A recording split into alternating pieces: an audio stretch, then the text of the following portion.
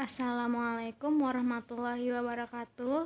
Kita lanjutkan untuk part 2 di dinamika rotasi dan keseimbangan benda tegar untuk pertemuan yang kedua. Di sini membahas tentang energi dan usaha dalam gerak rotasi. Tertulis bahwa perhatikan roda delman seperti terlihat pada gambar di bawah.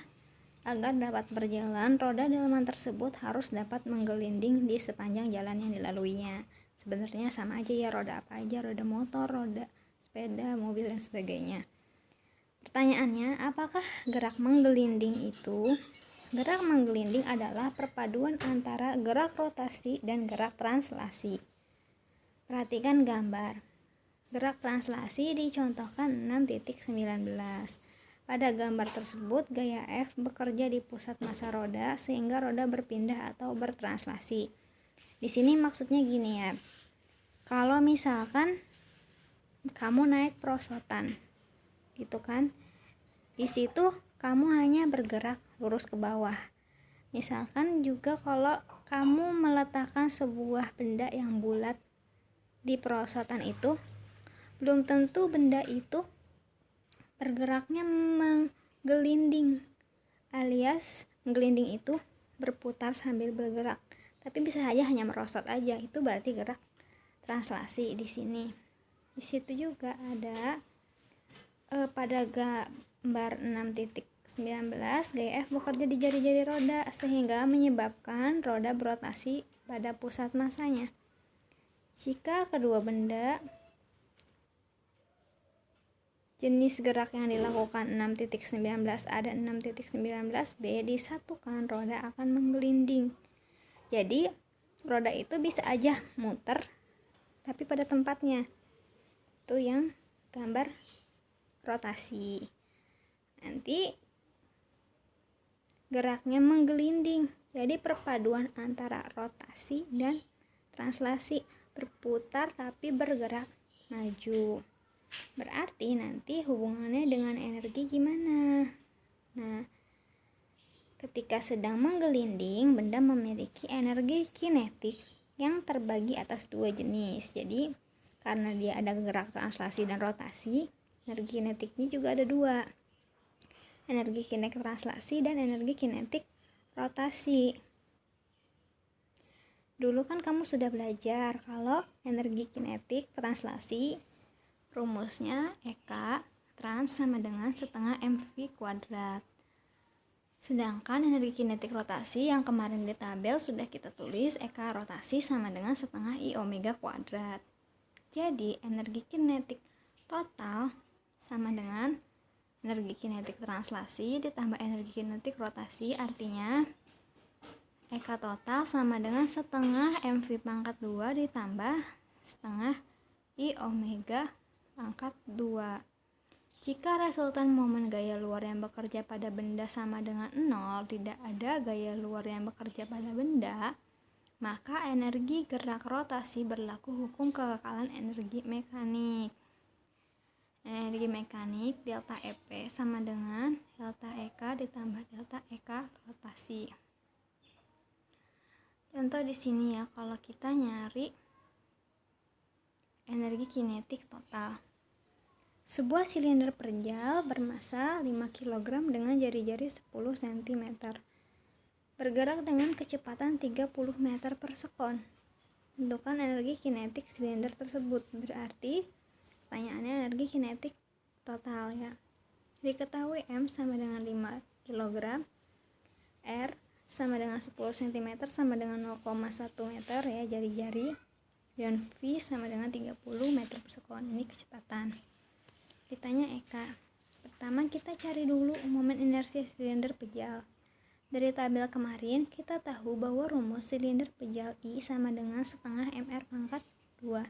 Maka setengah dikali 5 dikali 0,1 pangkat 2 hasilnya 0,025 kg meter pangkat 2. Lalu mencari kecepatan sudut silinder omega. Omega sama dengan V per R. 30 per 0,1. 30 rad per S. Maka kita bisa masukkan ke rumus energi kinetik silinder pejal. Eka total sama dengan setengah mv kuadrat ditambah setengah i omega kuadrat.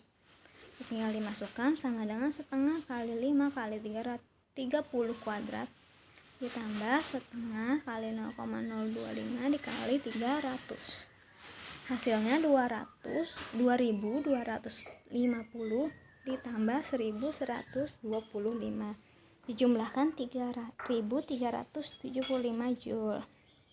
Atau cara lain ada yang dengan cara cepat.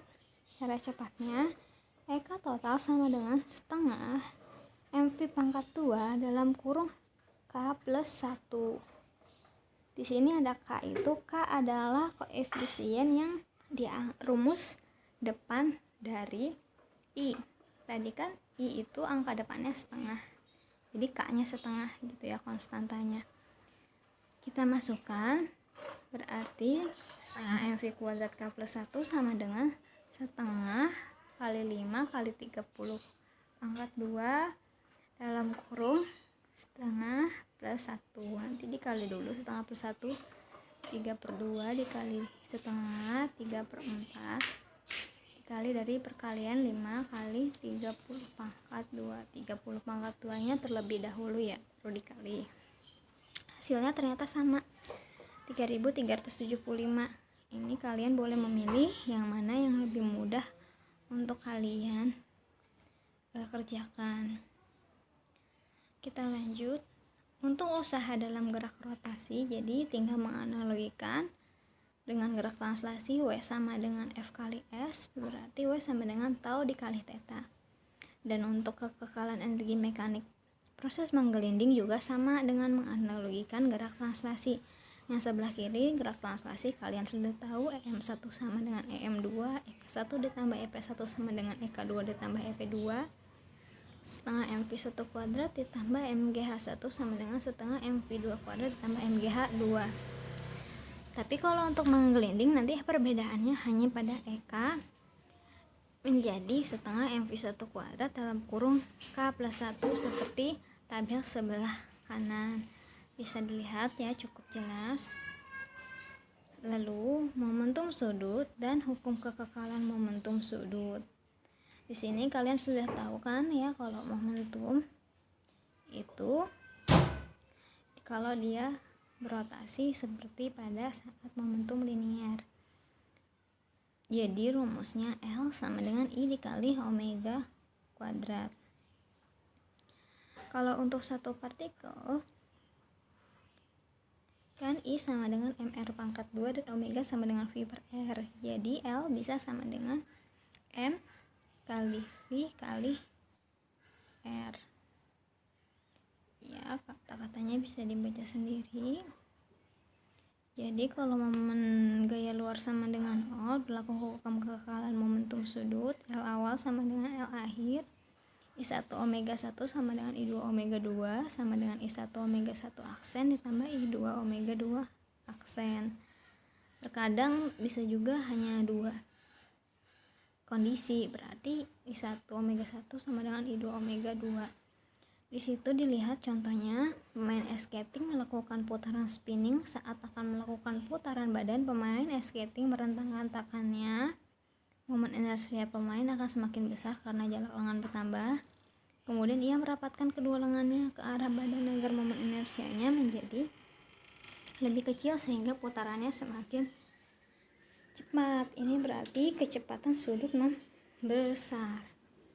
Contoh, seorang penari balet atau boleh pemain ice skating tergantung di soal ya, memiliki momen inersia 5 ketika tangannya direntangkan dan 2 kg meter pangkat 2 saat kedua lengannya dirapatkan ke tubuhnya.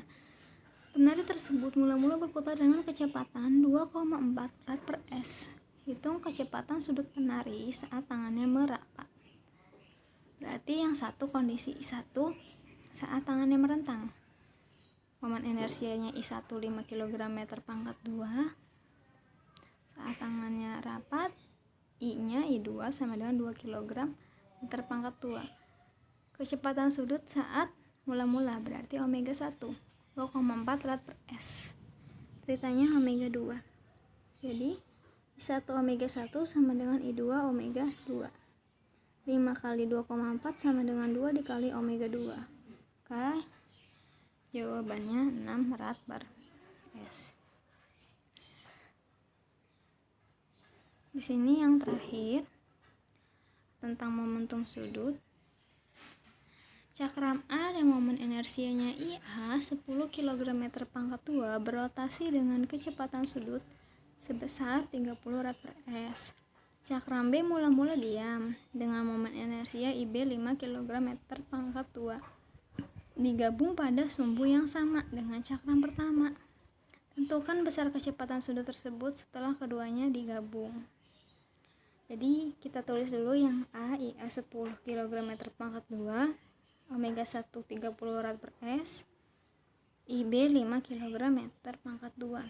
Berapa omega 2? Omega 2 setelah digabung ya, berarti ada kondisi 1 saat sendiri dan kondisi 2 saat digabung dengan B.